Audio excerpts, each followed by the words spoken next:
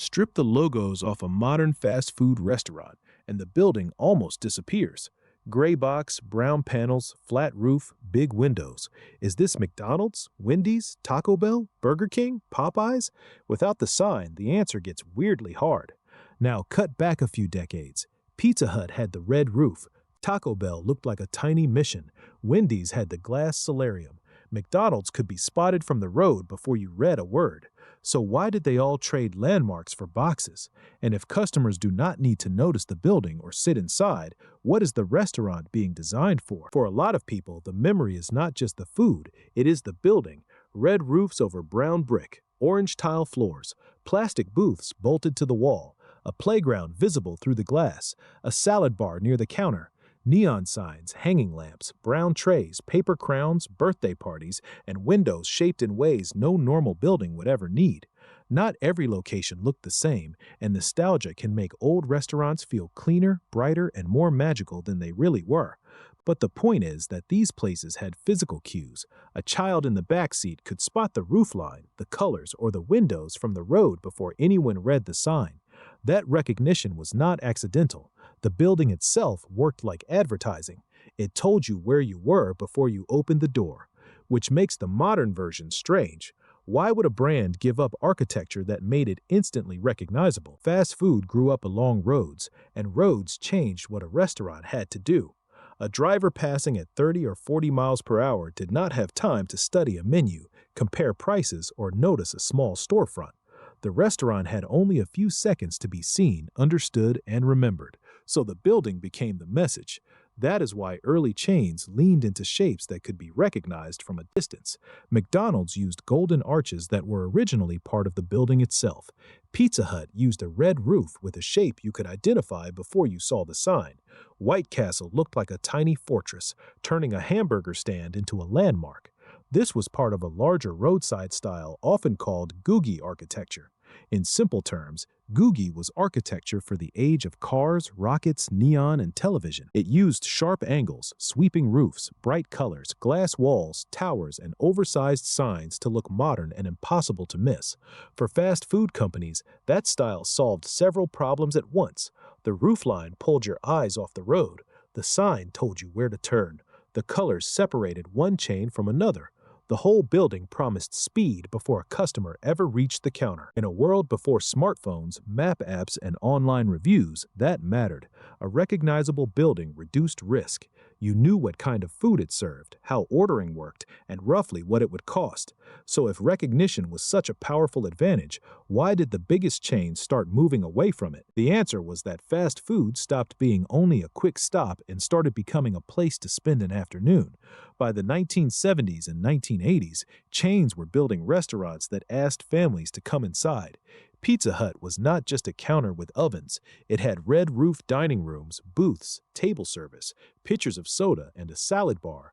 For many families, it felt closer to a casual restaurant than a grab-and-go chain. Taco Bell had its old mission-style buildings with arches, tile roofs, and exterior details that made each location feel like a tiny themed environment. Wendy's added glassy solariums, hanging plants, and carpeted dining areas. Burger King filled interiors with bright colors, branded seats, and kid-friendly design. McDonald's built play places and leaned into characters, Happy Meals, birthday parties, and spaces designed around children. These buildings were competing for more than hunger. They were competing for routines. A child could recognize the playground. A parent could picture an easy dinner. A teenager could meet friends after school. The restaurant became a memory machine, not just a food machine. That made the building itself part of the product.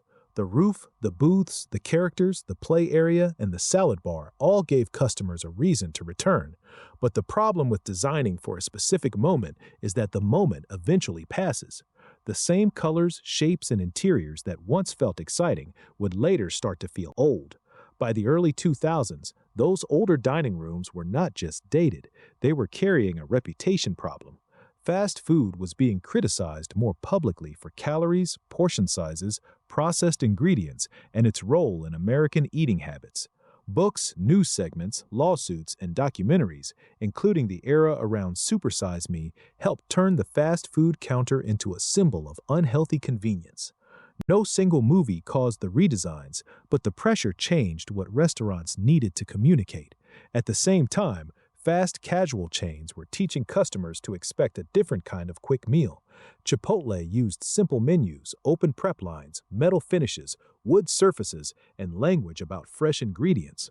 Panera offered bakery cases, warm lighting, booths, fireplaces, and a place where adults could sit with a laptop. The food was still fast, but the environment felt less childish and less disposable. Traditional chains responded by changing the visual vocabulary of fast food. Bright plastic colors gave way to muted browns, grays, greens, and reds. Interiors added brick, tile, wood, exposed ceilings, pendant lights, bigger windows, and softer seating. Logos became smaller. Menu boards became cleaner. Buildings started to look like cafes, lofts, or casual restaurants instead of playgrounds with cash registers. The goal was not only to look nicer, it was to signal freshness, cleanliness, and adult respectability before the customer even ordered. But once every chain borrowed the same signals, the new look created a new problem. Modern started to feel generic. Generic was not just a design accident. For a franchise system, the box had real advantages. A highly recognizable old restaurant could be difficult to update because the shape was part of the brand. A steep roof, unusual windows, towers, arches, or themed exterior details made every remodel more specific. A simpler shell with a flatter roofline was easier to copy in different cities, easier to repair, and easier to adapt when the menu, equipment, or ordering habits changed. For franchisees, that mattered. They were not just buying a logo, they were operating a machine that had to work the same way across hundreds or thousands of locations.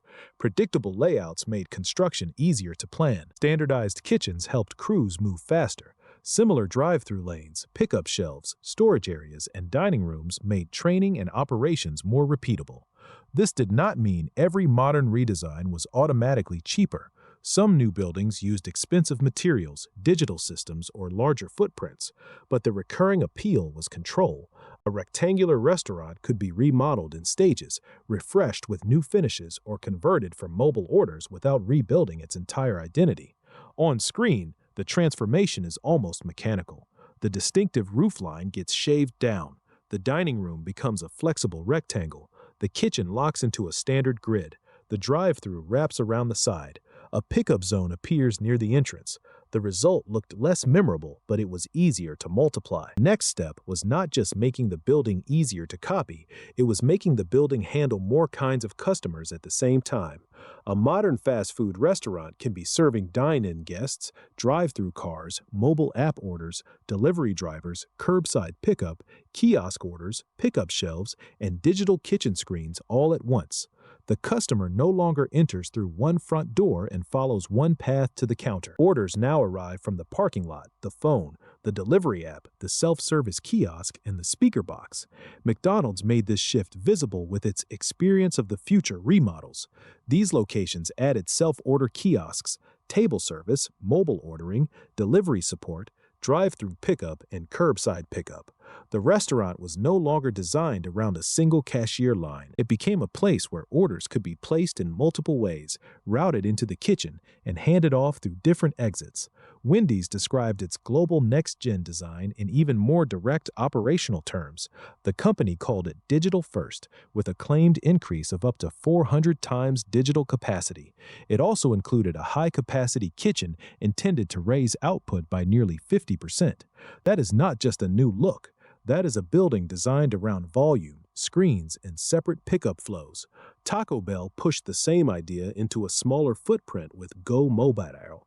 The format was listed at 1,325 square feet, compared with Taco Bell's cited average of 2,500 square feet. It emphasized mobile ordering, dedicated pickup areas, and drive-through speed, showing how a restaurant could shrink the dining room side while expanding the fulfillment side. This is the business reveal behind the new architecture. The building is no longer only a place to eat. It is a sorting system for orders, cars, couriers, screens, and shelves. That is why so many new fast food restaurants look less like roadside icons and more like compact logistics hubs with a kitchen inside. COVID did not create this new fast food model. It made the model impossible to ignore. Before 2020, major chains were already testing smaller dining rooms, mobile pickup lanes, self-order kiosks, delivery shelves, curbside systems, and drive-through focused layouts. The reason was simple. More customers were ordering without using the restaurant in the old way. Then the pandemic changed the speed. Dining rooms closed or became unpredictable, while drive-through, delivery, and app orders became essential.